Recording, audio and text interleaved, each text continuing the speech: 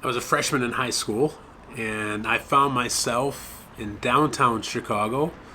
I was a student at Kenwood Academy and involved with the Kenwood Academy High School Choir. And we were getting ready to sing for the lighting of the Chicago Christmas tree. Big deal, right?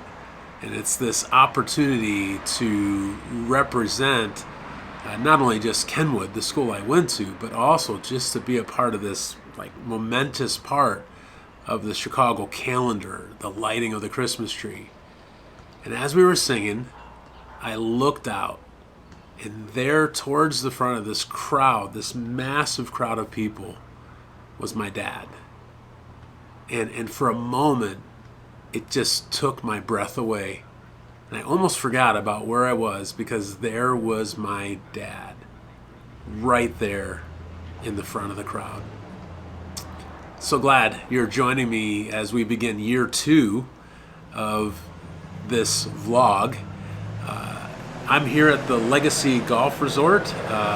Brennan Burchard has had his influencer conference going on for free, nonetheless, the past few days, and I got away for the last day of it to really just be able to process some of what I learned this week. And I was just thinking through this idea of where exactly did people pleasing come into my narrative.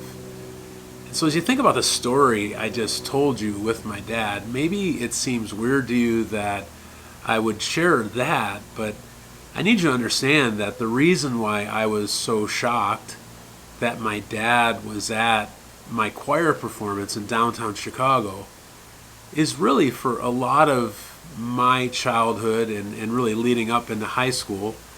I had not experienced my dad being really engaged in my life or in my interest. Now, don't get me wrong. I love my dad. He went home to be with Jesus a couple years ago. So I'm not disrespecting who he is. He showed me love in the best way he knew how, but it wasn't probably in ways that I received it. And in some ways, you would describe my dad as somebody who is emotionally distant. And its impact on me, because he was emotionally distant, it welled up inside of this thing in me of needing the approval of people, specifically men that I saw in authority in my life. And as you look through my entire life narrative, this need of having men give me approval and affirmation, and not always men that it made logical sense that I would look for approval from them. But here's what I know. I wasted way too many years trying to find an approval from other men, approval that I wish I had gotten from my dad. And that people-pleasing would cause me many times to just live in this constant state of fear, of anxiety, of struggle. And I don't think I'm the only man that struggles with people-pleasing. Now, you can be simple about it and say you're just another guy with daddy issues. I think almost all of us probably have some daddy issues because we have imperfect dads. But more than just being a video about daddy issues, it's a video about how you begin to separate yourself from living a life of people-pleasing and stepping into a life where you understand that you don't have to look for outside approval and affirmation to know that you're enough. People-pleasing, at the end of the day, is the fear that I will never be enough. That I'll never be enough. And what we don't understand about people-pleasing is we are giving somebody else power and control over our lives.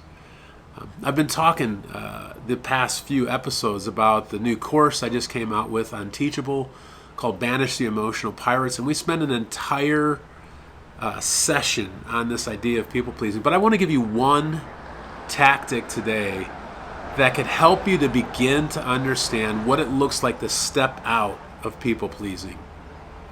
And it's just simply this idea, because ultimately at the end of the day, with people-pleasing, we live in fear. We live in fear of, will I be okay if I don't have your approval or affirmation. And here's the tactic. Is when you identify somebody that you live in a people-pleasing relationship with, ask yourself, if they were to completely reject me, would I somehow figure out a way to still wake up tomorrow? If the answer is yes, then you can move beyond people-pleasing. This would just be step one of figuring out how to understand. If you, at the end of the day, could figure out how to still wake up tomorrow, then you can figure out how to overcome people-pleasing in your life.